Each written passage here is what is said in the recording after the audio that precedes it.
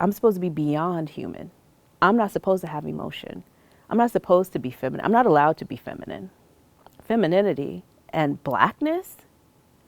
Oh no. I can be hypersexualized, but I can't be respected as soft and that be powerful. I think the layers of how sexism show up and the way patriarchy doesn't get called out, it lives in all of us. I was sitting at my desk one day, and I'll just say, I was hired as a token. I didn't know that. I thought they cared about what I had to say. I soon found out that was not the case, and it broke me. Come to find out, I was having stress-induced ocular migraines, which I had never heard of before and haven't dealt with since. I went over to the nurse who worked a different floor, and I said, hey, you know this thing? She said, if you can't see, you need to go home. I said, I can't go home. I have too much work to do. A few hours later, I started thinking, well, why did I make that decision? And a few days later, I started thinking, what is going on?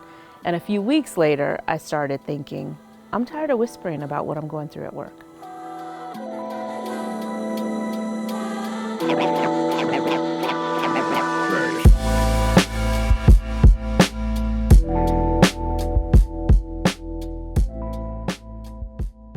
My name is Precious Stroud, and I am the founder of Black Female Project. Black Female Project uplifts the voices of Black women, affirms our experiences, and shares insights to achieve self-defined success in the workplace and beyond. Black Female Project exists to add more stories of truth to the entire scope of stories. If we tell our truth, then what someone else says as their belief of us, now that doesn't have power. That's not true. The danger of a single story is then that I don't understand sometimes the value of my own, but also that there's so many stories. I went into a writer's workshop. It was a really good experience, except then I had to read my story in front of the class, which I was not prepared to do. And when I did, people's heads just dropped. And then when they came back up, some of the things they said were, I've done that at work. I know exactly what you're talking about. And a few months later, I was crafting in my head what became Black Female Project. It was born out of my healing journey. And then I thought, well, it can't just be my story because different young people will respond to different stories. So I pulled some people together. We started meeting in person to help each other with our stories. And so that was March 2015, and they never stopped. Every time we would go to a session, I'd identify another need. Well, here's another thing we need to add. Well, we need to have a workshop. Well, we need to do this. And then people started saying, where are the stories?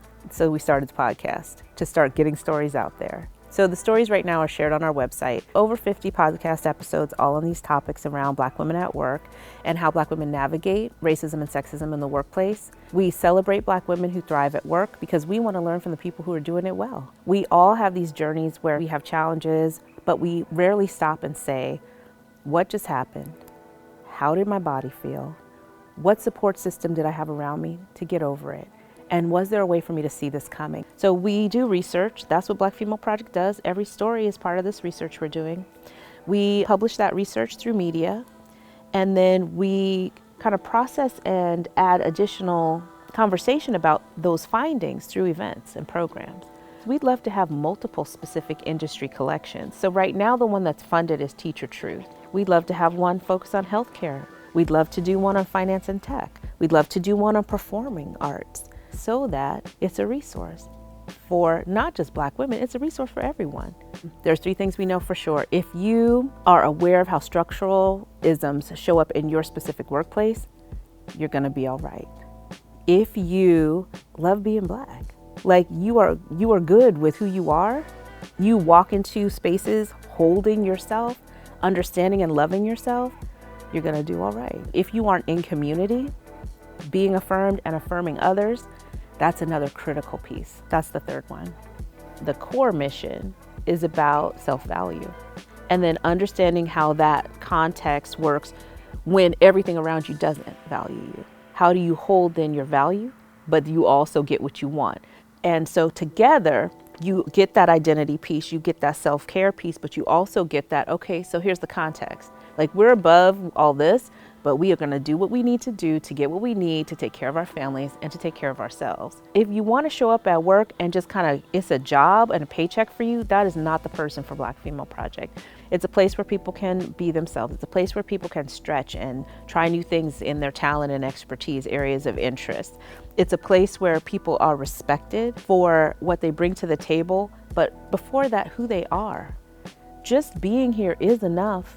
And we expect people to do what they say that they're gonna do. Because it is my own healing journey, I have to have people who love me around me. So how does love at work show up? They are on their own healing journeys. They are committed to this vision. They respect and love Black women. They aren't afraid to show the pieces of them that aren't the finished parts. We're okay to be ourselves. We can't encourage other people to do the work we're not willing to do. So for the people who are here, we have mutual trust and respect, and we know what we're trying to accomplish.